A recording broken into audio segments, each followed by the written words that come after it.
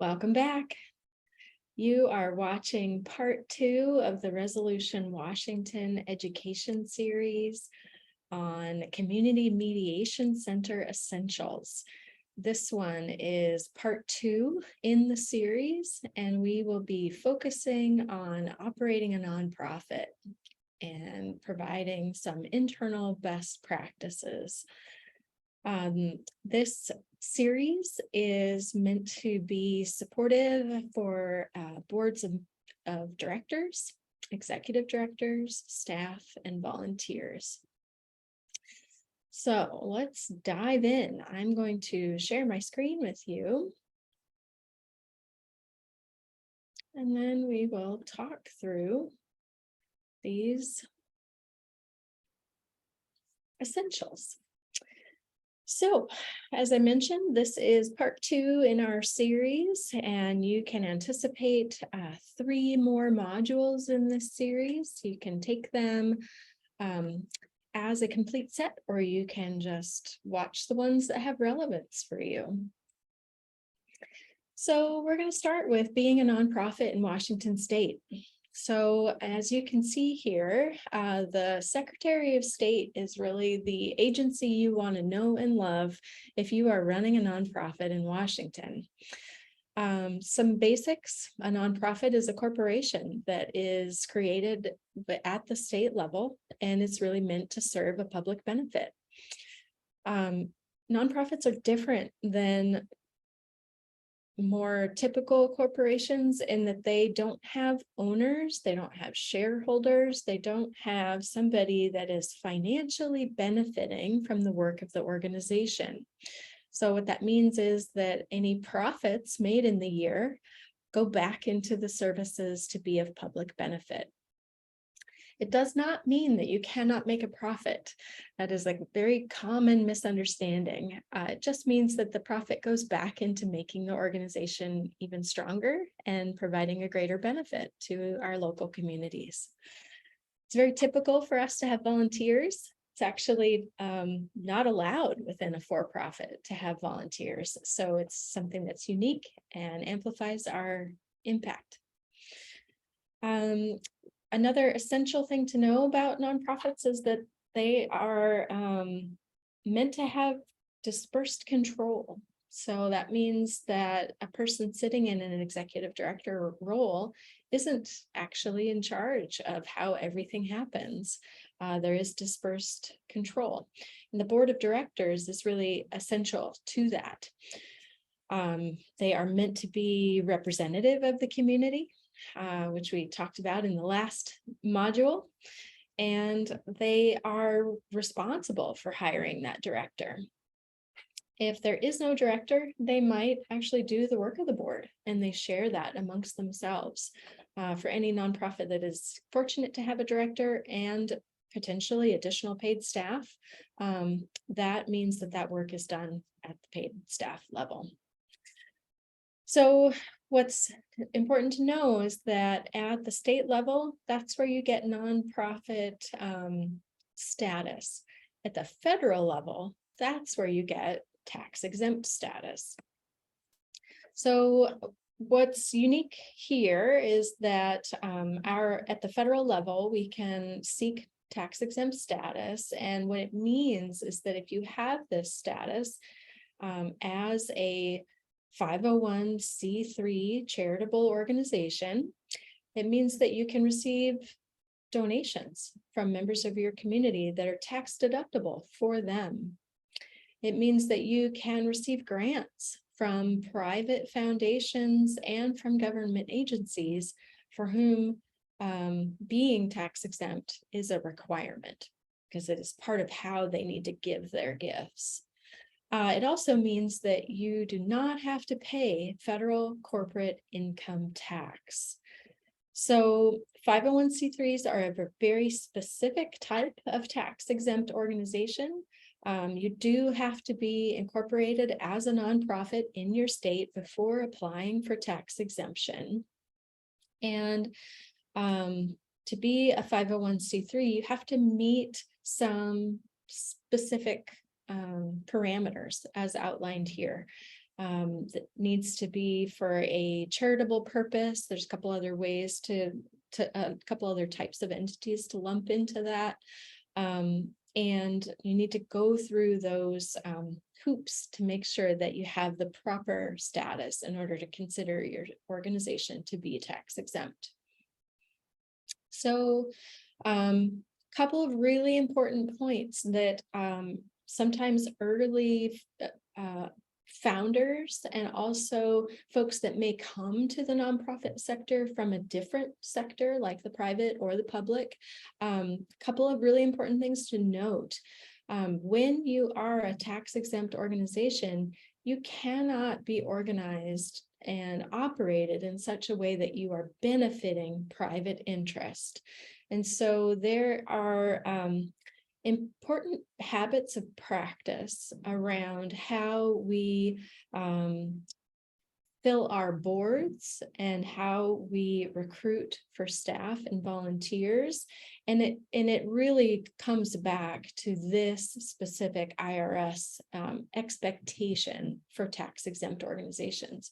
So just keep in mind that you cannot have engagement or transactions with individuals that will reap a substantial benefit, or an excise tax may be imposed upon the organization. So more specifically, this means not having individuals that are both wearing the hat of being a board member and being paid as a staff member. That is contradicting the intent of this type of guideline. There are a couple other examples of things that may broach kind of this limitation. So it is an important area of distinction to know about if you're new to this sector.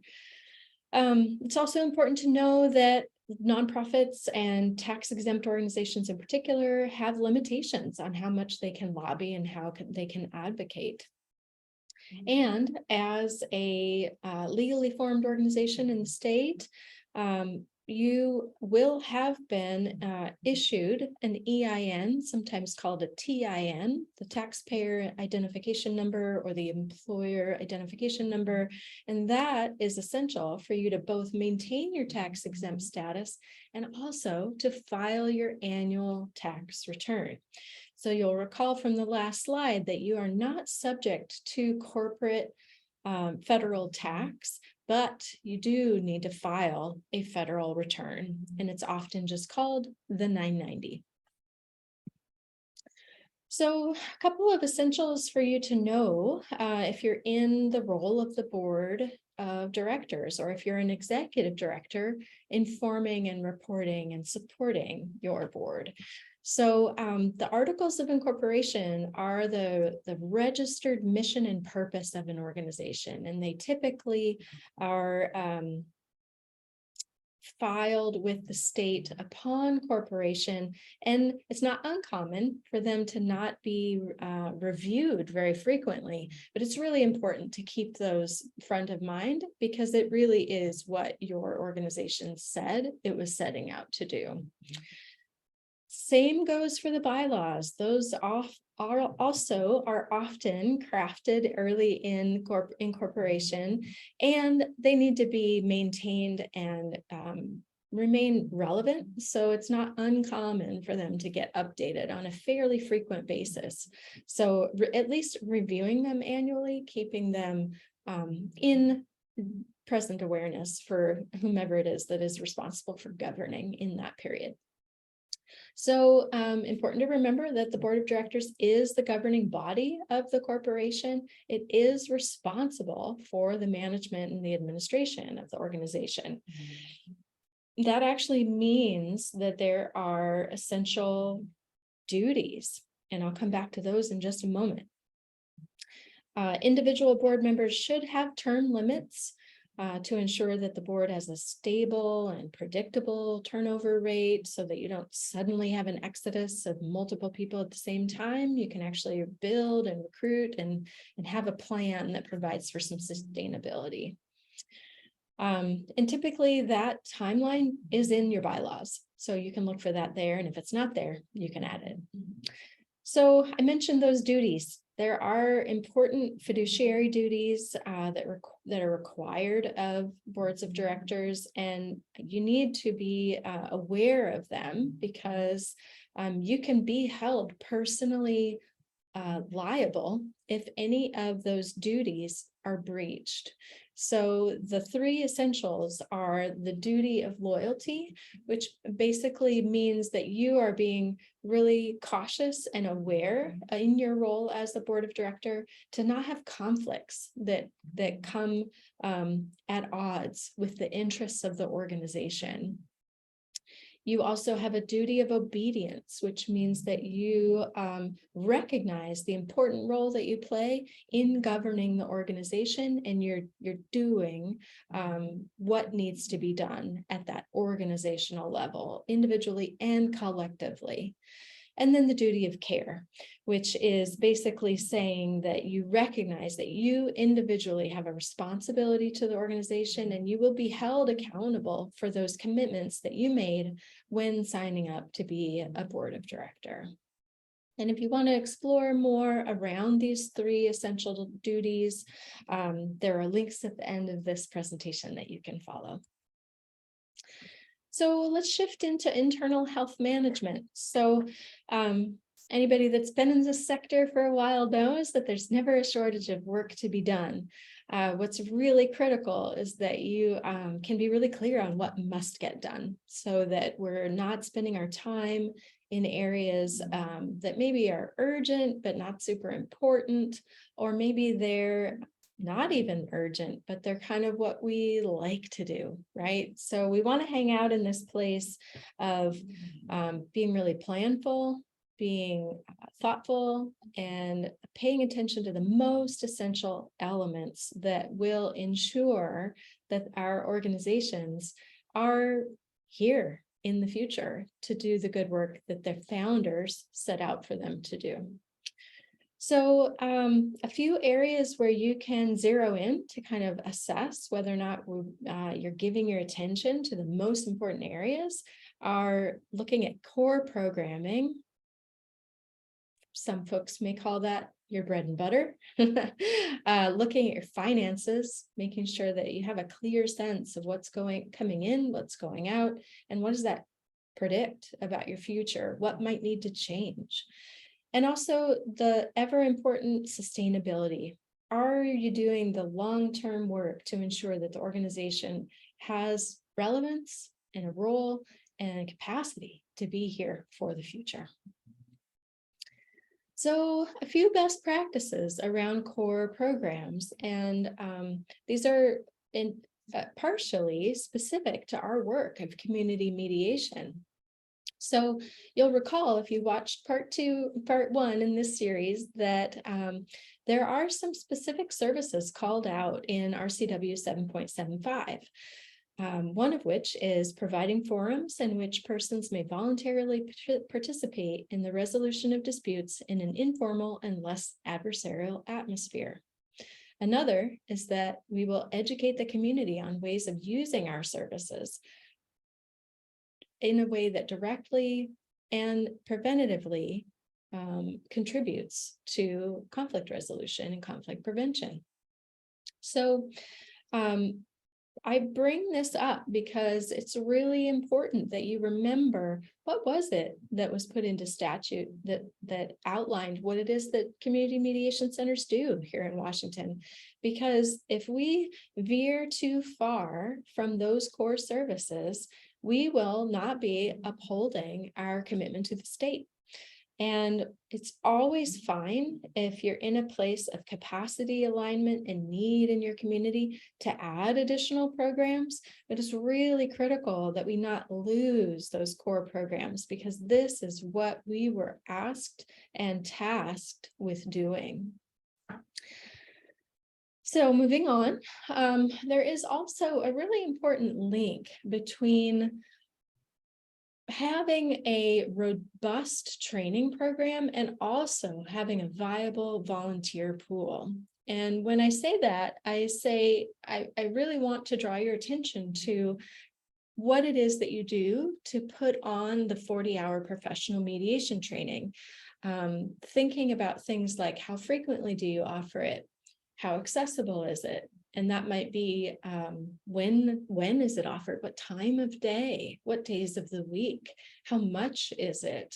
Is it in person? Is it online?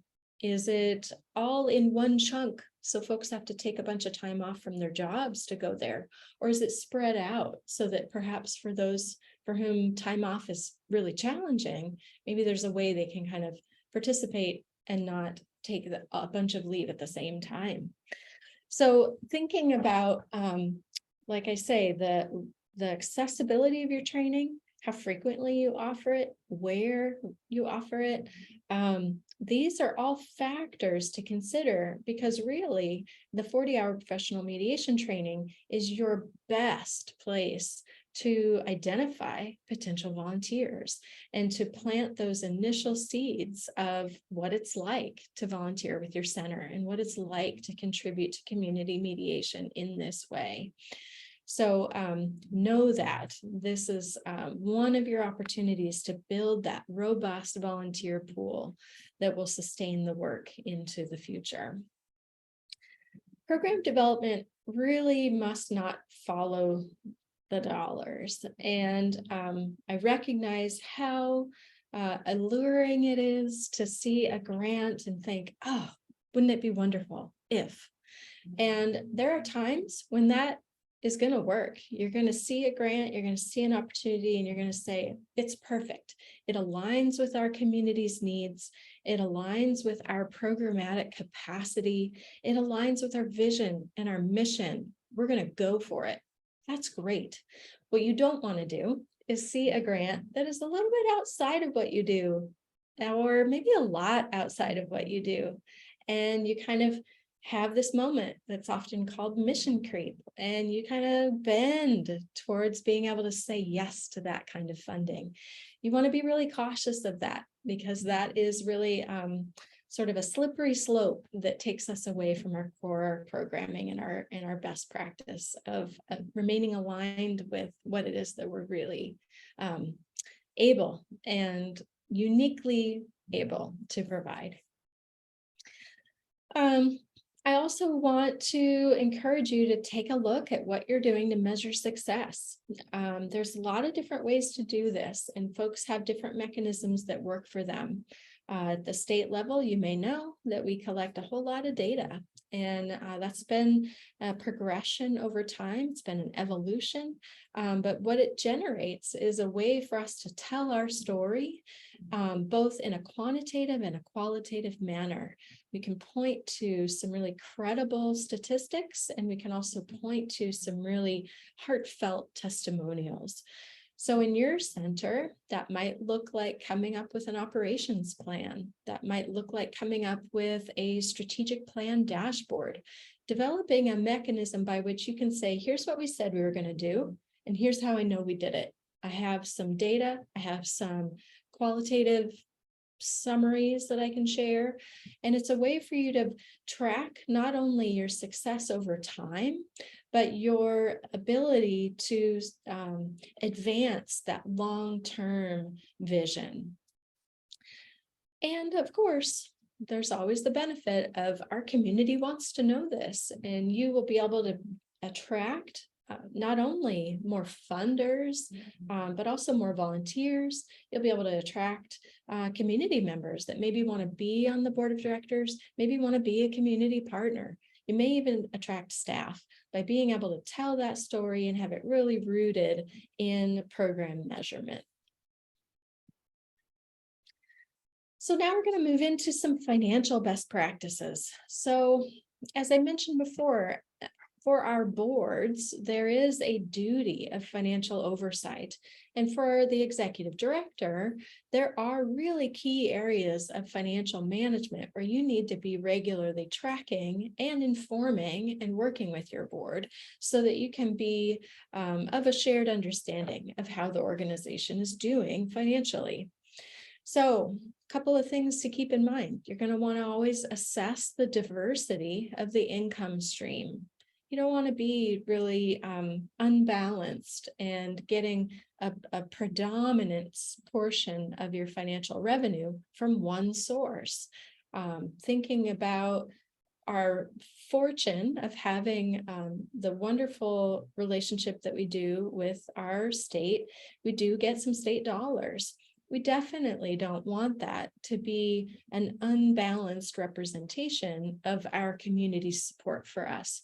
So if you're hanging out in a space of, gosh, maybe 70, 80, 90% of your revenue is coming from the state, that's a really good indicator that there needs to be some balance brought back to that diversity of revenue. Another area to pay attention to is establishing and maintaining proper financial systems and controls. So having things like an accounting policy, having things like a financial management policy, how do we deal with cash? How do we manage deposits? All of these elements are putting in those essential practices so that there is a written protocol. And if ever anybody says, I'm not sure that you are managing your finances well enough, you can point to some procedures that have been put into place as the record of what it is that has been happening. And of course, you can always augment and refine to make that even more strong and clear. It's also really important to think about how you're ensuring that long-term financial stability, and you do that by tracking on a few areas of financial trends. So making sure that you've got a sense of income to expense on a very regular basis. Depending on how large your organization is, this might be something you want to look at weekly. If you're a little bit on the more medium size, maybe you look at this once a month. For our smaller centers, you may do this less, but I would recommend that monthly feels pretty good. You're going to want to look at things like cash flow and being able to project out into the future. What might you need as the months go by? And of course, your ongoing financial position, having a sense of what are our liabilities, what are our assets, what might shift, what do we need to be ready to respond to? Keep in mind, restricted funds really do mean restricted. So there may be particular donations that you get or particular grants that have stipulations on how they're meant to be spent. And that really needs to be adhered to. It's a real black mark on a nonprofit when they have spent restricted funds in a way that was not intended by the donor. So that's an important thing to pay attention to. And as I already mentioned, the strongest, most thriving nonprofits really do raise funds from a good mix of sources, from individuals in community, from foundations, from businesses, and through government. And they do it through a variety of means. So you might have a direct mail opportunity, you might have some online campaigns, you might have a special event or two. And of course, you may pursue grants and contracts and that sort of thing. Of course, here in our line of work, we also have potential for fee-for-service revenue that isn't always an option for everyone, but given that we operate on a sliding fee scale, for some it might not be a super robust stream of revenue, but it is also in the suite of income sources. So as we think about sustainability best practices, there are a couple of really important areas to consider. So in very traditional nonprofit structures, the board is pretty solely responsible for framing the strategic direction of the organization. They usually hold that process of strategic planning, and they are responsible for ensuring that the strategic plan is put into action. That said, a strategic plan that incorporates the views of the staff and sometimes even the volunteers will have greater durability, and often boards are super excited to have that input and that perspective.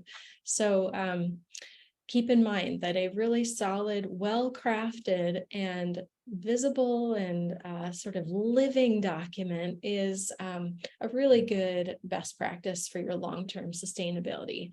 It is really not intended to be something that's come up with at a retreat and then put on a shelf and never looked at again until retreat comes around. The best strategic plan will really have a lot of engagement, a lot of adoption, and then you'll have that ownership and buy-in to make sure that it really does get implemented. It's also really important that an organization have a really clear and inspiring vision. You know, when you think about what it is that expands your circle in your community and draws people into you, usually that vision is one of the key aspects. There's something about the work that you're doing and the way that you're articulating it that inspires people and draws them in. So it's worth your time to spend a little time here, because what you'll find is that an inspiring vision will inform your messaging, and it will infuse itself into all the ways in which you engage with community. And that is really key to ensuring that you have viability and relevance for the long term. We never want to be organizations that exist just to exist. That doesn't attract people to us. We want to exist because we're having a greater impact, because we're having a connection to a cause that has resonance and meaning. And the more we can articulate that and help our communities attach to that articulation, the stronger you'll be and the more relevant and essential you'll be to your community. On the board side, as you think about sustainability best practices, it's really important to think about how the board is recruiting leaders. And I know that it's really common for folks to sort of slip into a mode of urgency, of noticing we've got a gap on the board. We really need to attract this particular skill set. And I would encourage you to pay attention to what skills you need, but also pay attention to the attributes that you need, because what you're really doing is developing a board of leaders, because you want folks that are not just doing the work, that have a particular skill set. You want folks that are leading in your community and noticing and creating those connections that are a part of this long-term sustainability. So really remember to be expansive as you're thinking about recruitment for the board and development of board members. And also keep in mind that committees are a wonderful proving ground. You can always invite folks to a committee and see how they do, see how they show up, see how they resonate with your way of operating and the work that it is that you do. And if they show themselves to be great leaders, then you want to invite them into your board of directors. On the staff side, it's really essential that we do essentially the same thing. We are hiring for our future leaders, and we're putting in the time and effort to train them, because we know that we are not just interested in how the organization does while we're here in this role, in this chair. We really are here because we are the stewards of this organization while we've been asked to be in this role and in this chair. That the organization lived before us and it will live beyond us. And so we have great responsibility to ensure that we are developing that next generation of leaders and that next essential aspect of sustainability. So here we are at the end. If you receive this packet as PDF, which you can do from your director, these resources are linked. So this first one will take you to the IRS chapter on 501c3s. The next is our Secretary of State Nonprofits and Charities Division webpage. The one after that is our Nonprofit Association of Washington. You will find wonderful resources there, lots of educational opportunities, some that are more asymmetrical. You can watch a video, read a white paper. Others are more interactive. You can go to a conference, go to a training, etc. And then finally, the last link is just one of many great nonprofit consultant resources out there in the world. Joan Gary, she has wonderful resources for nonprofit leaders in particular, whether it be the board of directors or executive directors. So if you follow that link, you'll find lots of opportunities there. So thanks so much for watching, and I look forward to seeing you in the next module.